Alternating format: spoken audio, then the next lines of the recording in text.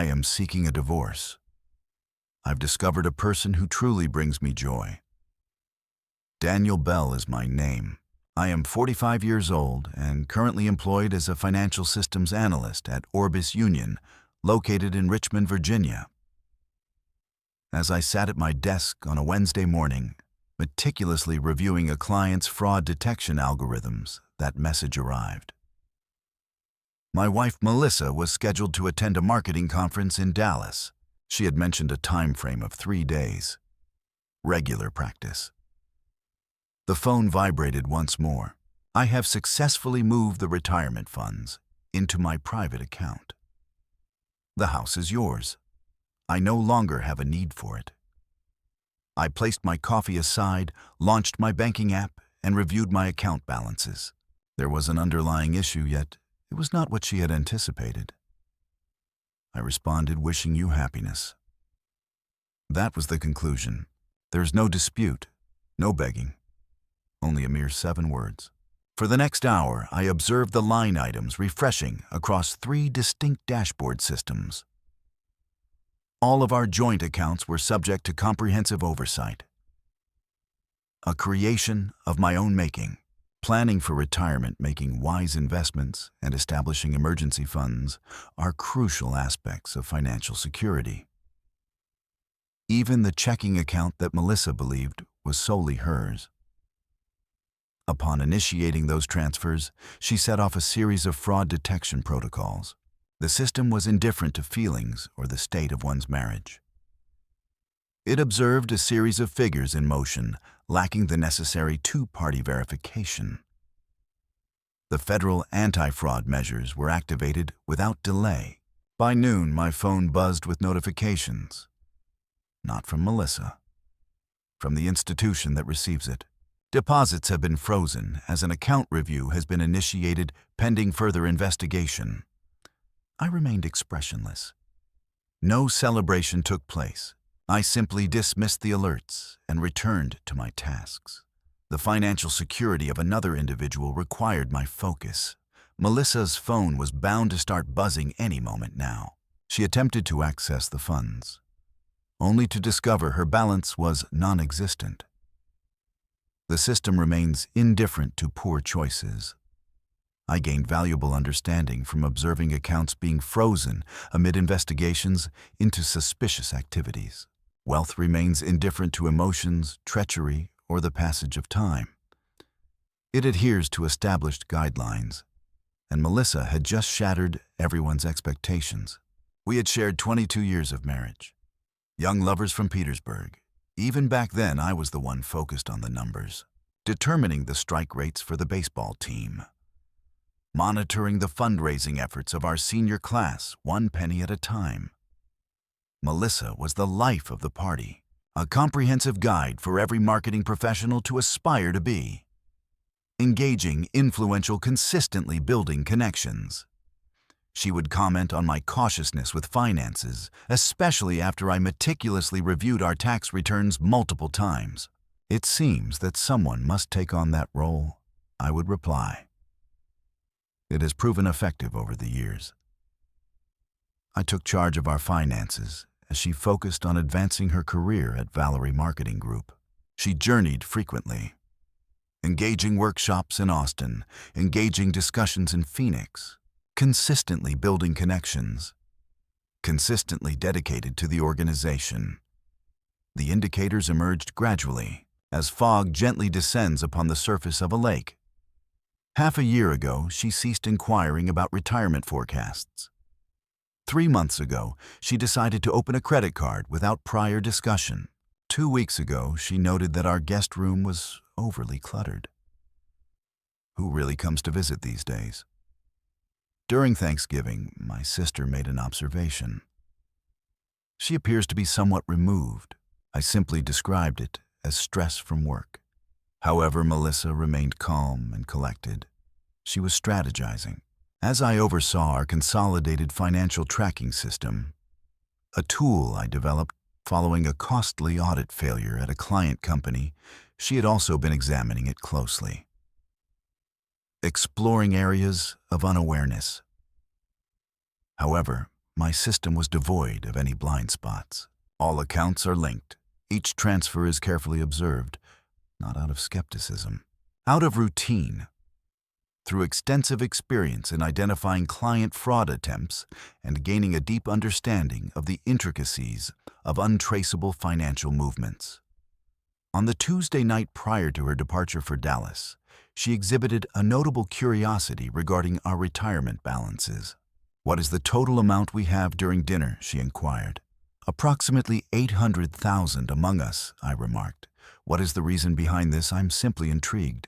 At this moment, the clarity of curiosity was truly remarkable. She had been meticulously planning her way out. I contemplated reaching out to her mother, her closest companion Patricia, my very own parents. However, what could I express? "Your daughter attempted to misappropriate our retirement funds and was apprehended by fraud detection measures." It seemed utterly absurd, intriguing narrative elements. Instead, I prepared myself a meal. I caught a glimpse of the news today, reviewed the alerts once again. The transfers remained in a state of suspension. The investigation into the fraud will require a time frame of 5 to 7 business days before any funds can be released or returned. Melissa had taken a risk with speed, aiming to reach everything before I became aware. Prior to the system's advancement, she seemed to have overlooked the fact that throughout our years together, I had always been meticulous about every financial detail. The phone rang on Friday morning at 11:30. "Nathan, my card seems to be malfunctioning." Her voice held that familiar sharpness I recalled from conference calls when her presentations took a turn for the worse. A subtle tension masked by a hint of irritation. "How do you assess your equilibrium?" "Nothing at all. What makes it 0? I made a transfer." "Indeed. Let's discuss that." I could hear her breath. After that, there was a profound stillness. "What actions did you take?" I genuinely had nothing to share. The fraud detection system identified atypical transactions originating from safeguarded retirement accounts. It is essential to adhere to federal regulations that mandate a review process for significant withdrawals lacking the necessary joint authorization. Increased quietude. "What is the duration?" "It typically takes between 5 to 7 business days. It could take additional time if any problems are discovered." She ended the call. As I settled into my home office, I found myself examining the fraud alerts with keen interest. Enjoyed my coffee. A profound change had occurred within me. Not frustration, not quite a betrayal in the strictest sense, only clarity. For 22 years, I had safeguarded our financial future, preserved with great attention, made prudent investments, built systems to catch problems before they happened. And the woman for whom I had sacrificed so much chose to take it all and vanish. However, it wasn't the financial aspect that caused the pain. It was the remarkable precision of her betrayal. Message sent via text. Transition. Farewell. Similar to finalizing a business agreement, I reviewed our investment portfolio. Our retirement account stayed secure without Melissa's transfers. The home purchased 5 years prior for $300,000 has now appreciated to nearly 5 times its original value. My humble investments maintained in personal accounts, our investment bonds. All elements remained intact, safeguarded by the measures I established during her trips to networking events. On Friday afternoon, my phone displayed a total of 23 messages from Melissa. I haven't gone through them. What was there to talk about? The divorce lawyer I spoke with on Saturday was understanding yet straightforward. "Please proceed to file it now. It is essential to keep a comprehensive record of everything. The recent financial misconduct may ultimately benefit you." I submitted my filing on Monday morning. Basic documents. No requests for spousal support. There will be no division of assets that are not affected. Simply end the marriage. The property remained under my ownership. I had not engaged with our shared checking account. Allow it to remain with its $3,000 balance. Melissa is certainly capable of taking on that role. By Tuesday, clarity emerged. I didn't possess a vengeful nature. It had never occurred. However, I also wasn't lacking in awareness. The very systems I had developed to safeguard our clients at Orbis Union had also provided me with protection. Banking algorithms remain indifferent to the promises made in marriage vows. They are attentive to patterns. This piece delves into the topic of authorization, exploring the nuances of compliance. In her misguided attempt to be clever, Melissa managed to break every rule in the book. I headed to the office today. I had my lunch at my desk today. Analyzed instances of fraud. I couldn't help but notice the irony. The weekend has arrived. I tidied up the guest room that Melissa had expressed concerns about. She generously contributed her old books, photos neatly organized in boxes, not from a place of anger, from a practical standpoint. The existence I was familiar with concluded with a simple text message.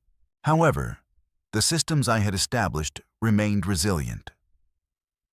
Occasionally, the most effective strategies are those you wish will remain unused. At times, they come to your rescue effortlessly.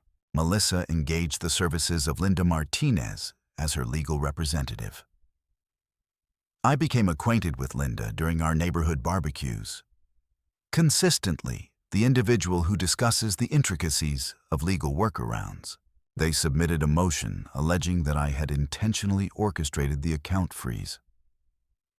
Your spouse leveraged his financial knowledge to undermine shared assets, the document stated. I had a meeting with my attorney Henry Brooks at West Hill Legal, a former banker in his own right. He perused the motion and let out a soft chuckle. Are they really pursuing misconduct? He gently shook his head, a gesture filled with contemplation. It's a daring approach when the fraud alerts are generated by automated systems rather than through human intervention. The hearing is set to take place in 2 weeks. In the meantime, Melissa made a remarkable 17 calls to the house on Sunday night. I have finally provided my response. Nathan, it's important that you reach out to the bank. Inform them that it received the necessary approval. I find myself in a situation of being stranded here. What is the location being referred to? Phoenix? I'm currently residing with friends. Phoenix is distinct from Dallas. Quietude. Subsequently, the situation is quite intricate. I have no doubt about that. Have you reached out to your conference organizer yet? Is Valerie, your supervisor? Refrain from beginning. I'm just curious, considering you're said to be attending a work event. Tap. Monday unveiled some intriguing developments. My fraud monitoring systems have identified an intriguing new development. Melissa made an effort to apply for credit cards using our shared address, submitted 3 applications within a span of 2 days. All were turned down because of the ongoing fraud investigation. She found herself ensnared in a financial predicament of her own design. There are no available funds. Credit is currently frozen. Her travel was confined to the amount of cash she had available. On Tuesday, I received a direct call from Patricia. This situation is becoming quite complicated, Nathan. Your spouse requires essential financial support for daily living costs. She is free to utilize the joint checking account. A sum of $3,000 remains idle and unutilized. That seems quite unreasonable. It's the essential item we've consistently kept on hand for unforeseen situations. She deemed $800,000 a fair amount to transfer without further conversation. Linda ended the call. Wednesday unveiled profound understanding through surprising avenues. Peter Murphy, who oversees Melissa at Valerie, reached out with some concerns. Did Melissa actually attend our conference in Dallas? The HR department does not have any record of her registration. I contemplated the idea of deception, prioritizing her well-being in the process. That's a question best directed to her. She has yet to respond to my messages. We have observed some inconsistencies in her expense reports as well. My stomach churned with unease. This goes beyond mere personal betrayal. Unprofessional behavior as well. I'm unable to comment on that matter. Got it. However, should she reach out to you? Forget it. Thanks, Nathan. The inquiry into the fraudulent activities has broadened its scope. I was approached directly by representatives from the bank. We have identified several atypical transactions occurring between corporate and personal accounts over the last 18 months. Everything originates from the same workstation IP address. Melissa had gone beyond mere theft from us. She had been diverting company funds. My serene, carefully orchestrated life was utterly disrupted. Every fundamental aspect of marriage trust and basic honesty seemed to be at risk. But I hadn't pushed her toward crime. I had developed systems that detected it as soon as it occurred. On Thursday morning, Linda submitted an urgent motion regarding Melissa's living expenses. The judge scheduled a swift hearing for Friday. I approached the task with careful planning and consideration. Bank statements and print alerts for fraudulent activity and patterns of past transfers. My financial expertise came into play. Facts hold more weight than mere claims. On the eve of the hearing, Melissa sent a text. I regret that it has reached this point. I chose not to reply. The apologies following the attempted theft felt insincere. Friday came in with a chill and a somber hue. At the courthouse, I encountered Melissa for the first time since she left for the conference. There was a certain quality about her that made her appear diminished in size. Dim. What is the reason behind this? She softly murmured in the corridor. What is the reason behind this? What caught my attention? What were the reasons behind the system's effectiveness? What motivated you to attempt to seize it all? She remained silent. The duration of the hearing was 20 minutes. The judge carefully examined the reports concerning the fraudulent activities, observed the automated aspect of the holds, determined that having access to a joint checking account adequately met essential needs throughout the investigation. Melissa exited without any acquisitions. She had become ensnared by her own design. On the subsequent Monday, an unanticipated guest arrived at my doorstep. Marcus Harris, an investigator from Eastern Financial Compliance, visited my office.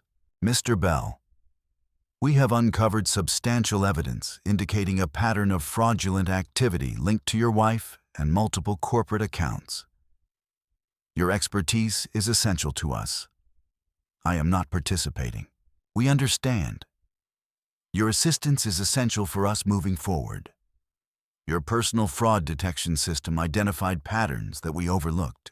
During our coffee break in the conference room, Marcus shared the details of the scope. Melissa was not the sole actor in this situation. Brian Wade, an executive at Valerie Marketing, played a pivotal role in creating a sophisticated network of transfers. For almost 2 years, they had been reallocating corporate marketing budgets into personal accounts. The alerts generated by your system prompted us to conduct a comprehensive audit of their entire division. What is the cost? Initial assessment, $2 million distributed among different accounts. I experienced a sense of illness. As I diligently monitored our personal finances, my wife was secretly orchestrating a corporate embezzlement scheme. The treachery cut far deeper than the dissolution of a marriage. What are the next steps? An inquiry at the federal level. Your individual accounts are now being distinguished from the business fraud case. However, we require evidence that demonstrates your absence of knowledge or participation. I supplied all the necessary elements: tax filings, statements regarding personal finances, a comprehensive overview of the audit trail associated with my tracking systems, Each piece of evidence demonstrates that I established these protocols for safeguarding purposes rather than facilitating theft. Melissa sent a text that evening. It has been reported that federal charges are involved. There are those who believe I amassed millions. I chose not to reply. What Can I Express Tuesday unveiled further discoveries. Our realtor, Aaron Everett, reached out regarding some peculiar inquiries. There has been some interest in discussing the possibility of listing your home for sale. Cash buyer with pre-approval. The cost is set at $300,000. They claim to represent both you and your spouse. $300,000. The initial acquisition cost from 5 years prior. Brian Wade conducted these inquiries. What led you to recognize that name? The elements fell into place. Melissa and Brian had gone beyond merely taking money. They had intentions of purchasing our house at its previous valuation through a buyer associated with the Confederacy. Sell it for the current market price of $500,000. Keep the extra for yourself. A comprehensive plan for exiting cleverly presented as a real estate deal. On Wednesday, I had the opportunity to meet with Detective Jessica Flynn from the Richmond Financial Crimes Unit. She validated the trend. They focused on properties that belonged to corporate employees, generated a contrived market dynamic to compel sales at prices lower than the prevailing market rates. Your system identified transfer irregularities that revealed the entire scheme. What is the total number of victims? A total of 12 families have been accounted for thus far. Your case presents the clearest evidence trail we possess. I reflected on those 12 families. Individuals such as myself who placed their trust, who strategized with great attention to detail. Some adhered to the guidelines, while others sought alternative paths. On Thursday, Melissa's effort to retrieve the frozen funds via an emergency court order was unsuccessful. A conference was requested by her lawyer. Henry Brooks elaborated on the necessity for your client to get ready for a federal indictment. The scope of the fraud investigation has broadened to include more than just marital assets. Linda appeared visibly unsettled. National. Fraud conducted through electronic means. Intriguing theory. There may be potential for RICO charges if an ongoing enterprise can be established. Melissa would confront considerable prison time, not merely for the act of stealing from me, due to the organized theft from her employer and the deliberate property fraud. That evening, I sent all my financial documentation to the U.S. Office of the Attorney. Each alert regarding fraud, each monitoring log, each fragment of information gathered by my systems. I hadn't created those systems out of a desire for vengeance. Instead, they revealed a transgression that was far more significant than mere personal treachery. True justice is not born from anger. It is derived from factual information, derived from patterns, from frameworks crafted to uncover reality. At times, the revelation of truth can have consequences that extend far beyond the dissolution of relationships. On Thursday morning, I provided my testimony to the grand jury, clear and concise, informative. I spoke in a neutral tone while detailing the functionality of my financial monitoring systems. The automated alerts were activated at 3 a.m. when transfers surpassed established limits. No need for human involvement. The prosecutor acknowledged the meticulous attention to detail. Have you ever looked into your wife's accounts without her consent? Absolutely not. The system exclusively tracked joint accounts. I created it to identify unique trends in our collective financial situation. 2 hours of compelling testimony. Comprehensive information regarding each alert. Each security protocol. The method by which the system distinguished between typical and potentially concerning behavior. Melissa's potential sentence became increasingly evident. The U.S. Attorney's Office provided a detailed account of the charges. A series of allegations involving wire fraud conspiracy and embezzlement has emerged. A minimum of 20 years if found guilty. Following the testimony, I headed directly to my office at Orbis Union. Throughout the week, my team leader, Olivia Chang, has been diligently handling a multitude of calls. Federal investigators have indicated that a comprehensive audit of our systems is necessary. All the resources available to Melissa. On Friday, we dedicated our time to transforming 3 years' worth of financial data. Each time you log in, each and every transaction, each access point Melissa utilized to devise her plan. None of us anticipated this, Olivia remarked softly. No one did. These systems are in place for a reason. The weekend unfolded with an unanticipated sense of tranquility. Federal investigators confiscated the phones, laptops, and external drives belonging to Melissa and Brian. The evidence continued to accumulate with each passing hour. On a Sunday afternoon, Linda reached out with a call. Nathan Melissa is eager to share valuable insights regarding more significant financial crimes. She is ready to disclose identities if the charges are lessened. That matter lies solely between her and the prosecutors. Questions may arise regarding the possibility of marital reconciliation. I took the time to reflect deeply on the character witness material. Inform them that our marriage came to an end when she attempted to take our retirement savings. The remaining elements are merely figures. On Monday, I received an official notification.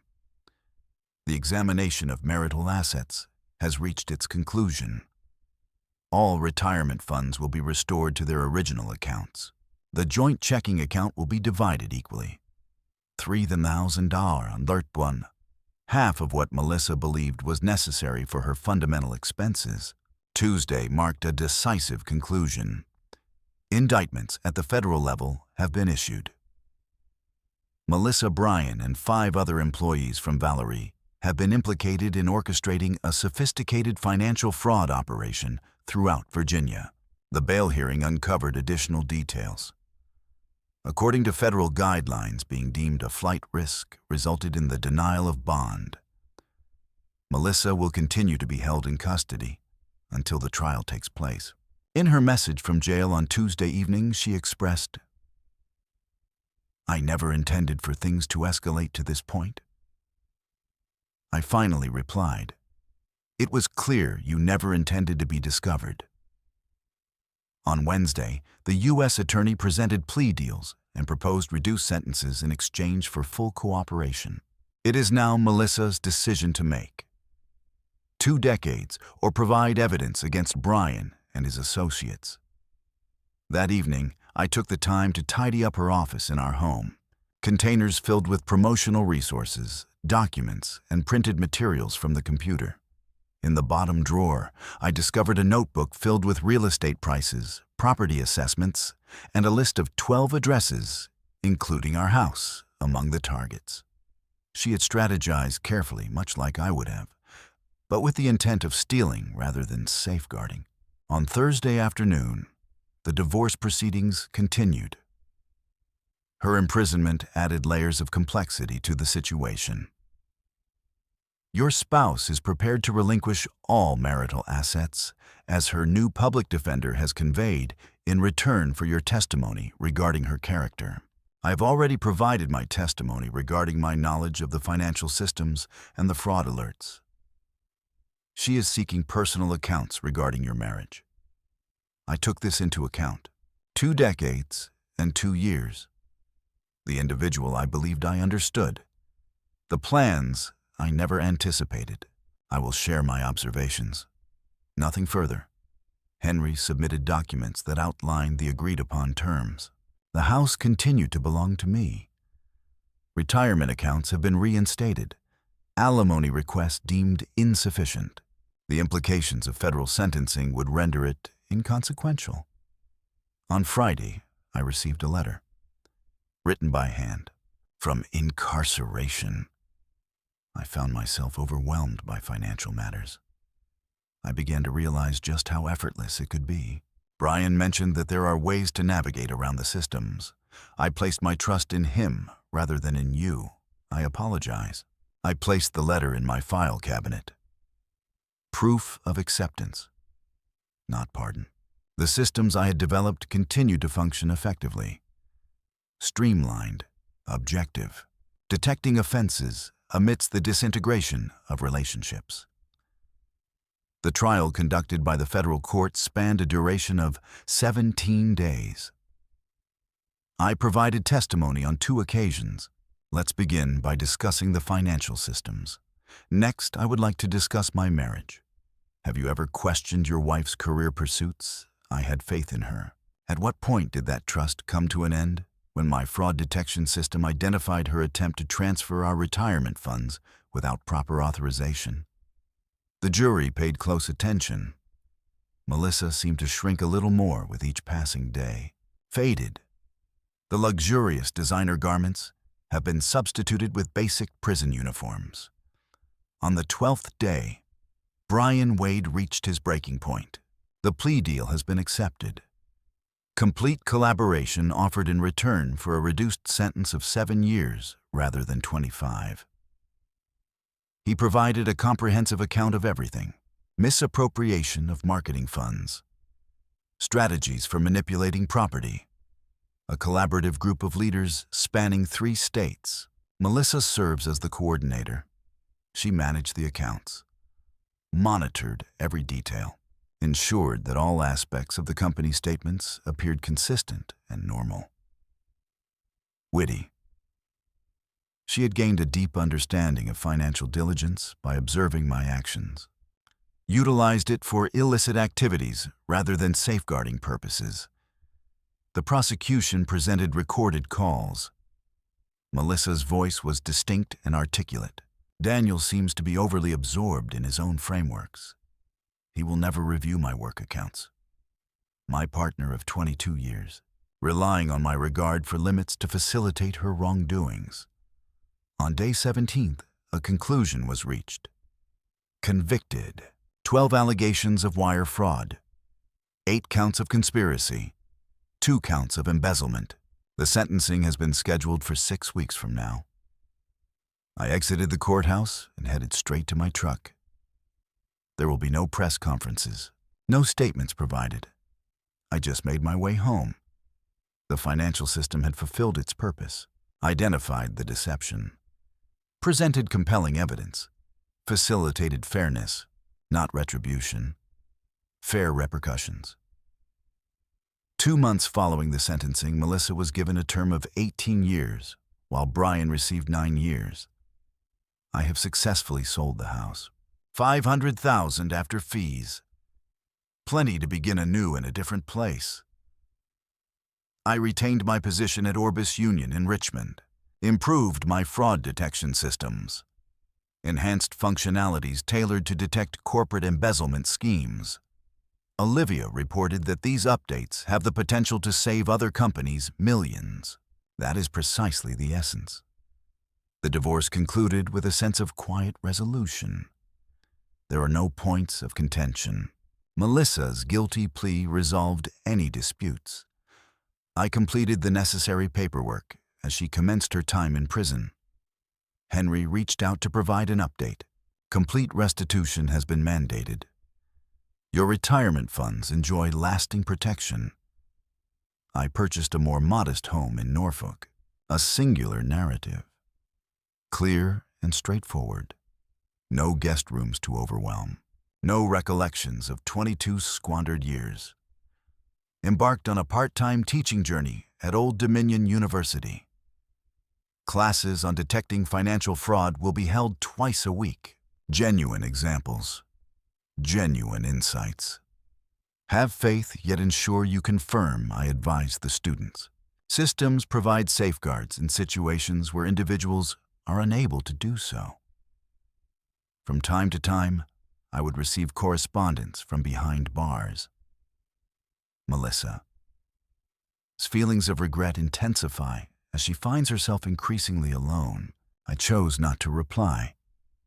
Did not make a visit. chose not to forgive, not harshly, simply and effectively.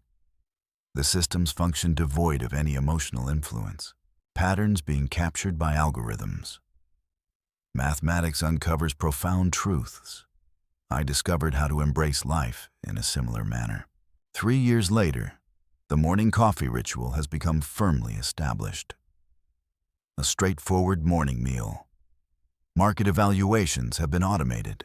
Commutes to work without specific destinations to evade. Occasionally, I would come across Valerie Marketing Group during my errands. A new structure signifies a new beginning. 12 families were granted restitution. Gained a thoughtful approach to trust. Life went on, well-structured, methodical, secured. The lesson continued to resonate. Deception occurs. Instances of theft take place. Systems persist through time. At times, the path to justice is paved with calculations instead of feelings. I have come to terms with that mathematics.